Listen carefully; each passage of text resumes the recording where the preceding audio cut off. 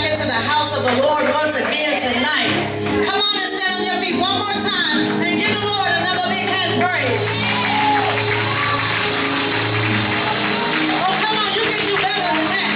I said, give the Lord some praise in this place. Hallelujah.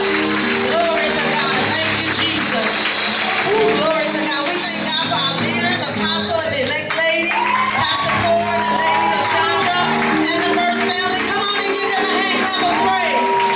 Glory to God. We just thank you for being in this house. Truly, this women's conference has been such a blessing. I don't know about you. Like my daughter say, I'm toe up.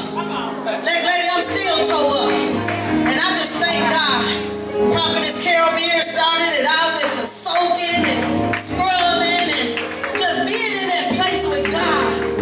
And I'm like, Lord, thank you, Jesus. And then Evangelist Karen Clark Shear came and took us to where we were strippers. Glory to God.